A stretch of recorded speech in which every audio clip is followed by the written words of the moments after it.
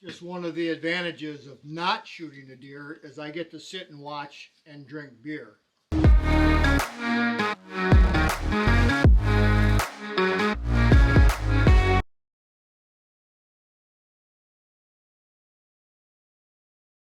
guys, Charley the Plumber here. Hey, welcome back to the channel. Appreciate everyone stopping back by.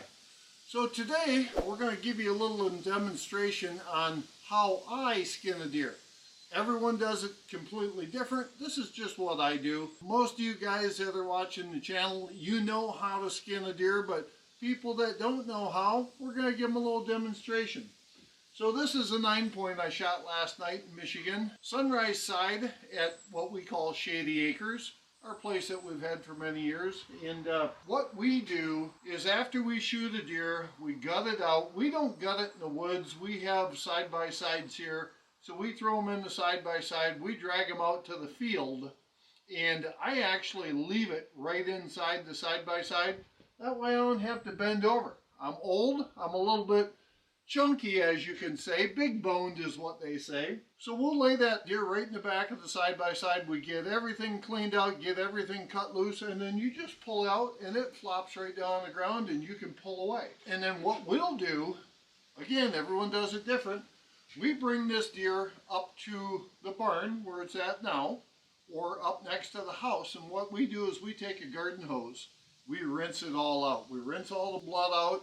We get rid of any of the loose pieces of meat that are in here or fat that are in here. Get rid of all that, rinse it all down. So that, what it also does is it cools the deer down a little bit. You know, water coming out of a well is normally 50-ish degrees, 55 degrees coming out of the ground. So this will take that deer from hot down to cool in a pretty respectable cooling time. And then this is hung overnight. What I'm going to do is today in Michigan, it's third week in October. So what I'm going to do is I'm going to skin it and I'm going to quarter it, put it in the refrigerator, and then take it home, and we're going to clean it when we get home, or we're going to process it when we get home. Last night I did take the inner loins out, so they're gone. They're much easier to take out when it's warm than when they're cold. So what we'll do is I'm going to basically start up here in the hindquarters. I'll work my way up, get this cut loose, peel the hide back, and then just kind of work my way around. As you get around the backside, we'll cut the tail off. So that'll be a stub. We've got a meat saw, just like a hacksaw. We'll take that meat saw and we'll cut right down through the backbone, open up the hindquarters, cut the legs off where we feel as though is appropriate. We'll throw them in garbage bags, and then we'll put them in the fridge today. We've got a big meat cooler. We'll throw it in the meat cooler, throw it in the back of the truck, and take it home with some ice on it. That way we can cut it up, we can process it. Otherwise, we would have to process the whole thing here. Not an issue. Unfortunately, the way I cut meat and the way my wife cuts meat, two different ways. She likes everything absolutely perfect. So this is one way that I can keep myself out of the doghouse, and I won't have to trim it when it gets on the countertop. We take it home. She helps me process it, wraps it the way it's supposed to. We take all our meat. When we wrap it, we'll take it and we'll wrap it in cling wrap first. Get it all so it's wrapped in cling wrap real good, and then we wrap it with meat freezer wrap. Some people use the freezer bags. Some people use the bags that suck the air out. That's all good, guys. Just make sure that you get it so no air can go inside there. This is our tried and true method. We've used it for many years. We've had good luck with it, and we'll keep meat in the freezer that are 2, 3, 4 years old. As it gets old, what we do is we pull it out. I don't throw it away. We make jerky out of it. As long as it doesn't have that freezer burnt smell, it's going to be fine. So come on along. Let's skin this deer out, and we'll go from there. Try not to cut into the hide. If you cut into the hide, obviously you don't want to get hair on the meat. So as we work our way down, and old steady hand, I'm sure I'll have the hair come through one way or the other. Now tell me, guys, what do you do with these shanks up here? Normally the shanks, there's a lot of tenderloins in there, not tenderloins, but there's a lot of muscles and stuff like that in there. So unfortunately for us, we kind of pitch the the shanks out. I know people say, oh, you can make soup with it. It's delicious in soup. I'm sure it is. Send me a recipe. I'll check into it. I just bought this knife from Tractor Supply. We went and took a little ride this morning and had breakfast, so I went and bought a couple of old Henry knives, and so far, I mean, it's brand new, but pretty decent so far. Some people tell you, still stick a golf ball in there. Never tried that myself. Had an uncle that did it, and he ripped down one of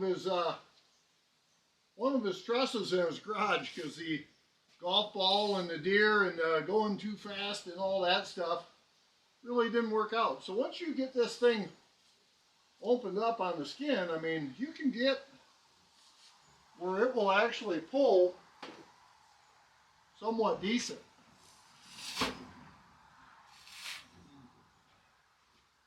So we'll work on the other side now.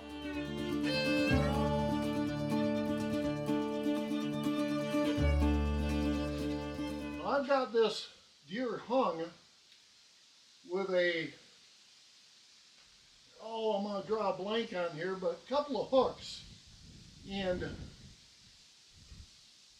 I don't want to talk and cut my finger off here, so a gambrel hook. These gambrel hooks are basically a hook that we've got it tied to an old boat crank. So we've got a boat, something that you would pull up like a little rowboat. We've got one of the crankers here up against the wall, and works out pretty slick. You just put that thing on there and crank her up, crank her down.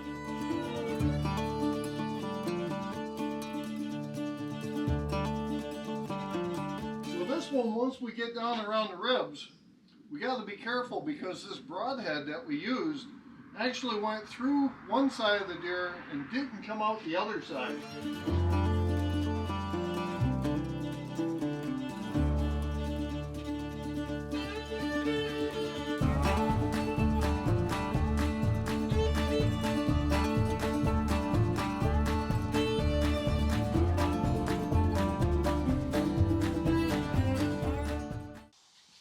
Oh, hey there, Charley the Plumber here.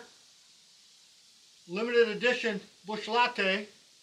And I think RK is going to have himself a Founders All Day IPA. Sounds like the day for an all day IPA.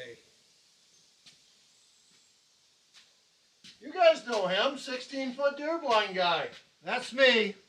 Still didn't shoot nothing.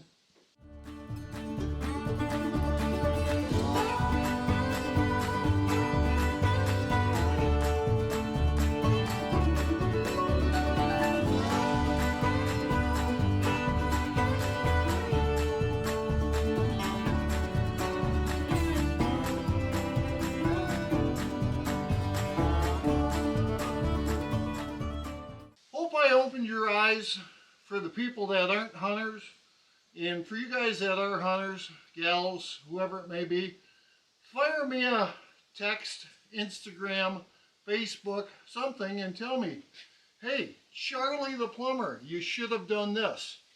Probably should have got that neck roast a little bit lower. Should have done this, should have done that, but you know, here's what it is. Tell me what you would do. A little bit warm. So we're going to quarter this deer up, get it in the freezer. Just want to show you how to do the quartering of it. So we're going to start out with the back straps. We're going to work our way up, shoulders, neck roast, and then we'll do the hind quarters. Got some fat on this one. We're going to go right down the middle here. And if you get right on that backbone, you should be able to get all the way down. Now these loins are going to go all the way back up into here to this butt cheek, and you just kind of work your way in there.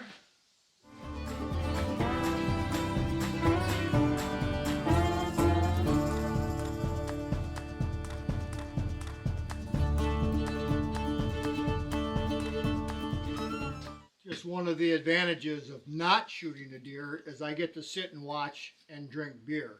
He is so into this skinning and cutting of his deer. His bush latte has not even been opened. Shame, shame, shame. I figured you would have opened it for me. I hope he doesn't want me to drink it too. But that's ice cold.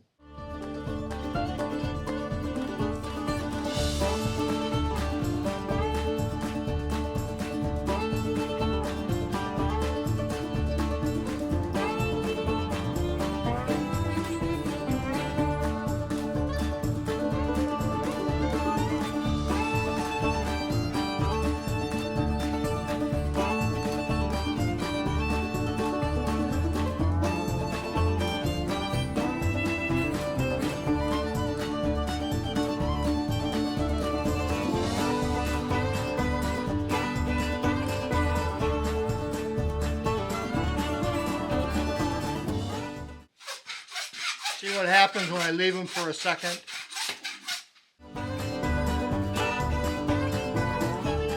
Ordered that thing in like what, 3-4 hours, minutes, something like that. Appreciate y'all watching. Thanks for stopping by the channel. Thanks for checking out the quartering the deer video.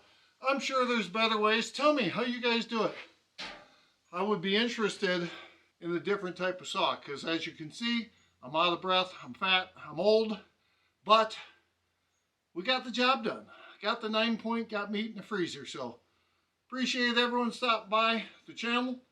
Don't forget to check out Small Town Laser Creations. They're the ones that make my channel possible. They do all the editing and all that stuff. Check us out Tuesday night Eastern Standard Time for live streams, 7 p.m. Thanks for watching. See ya!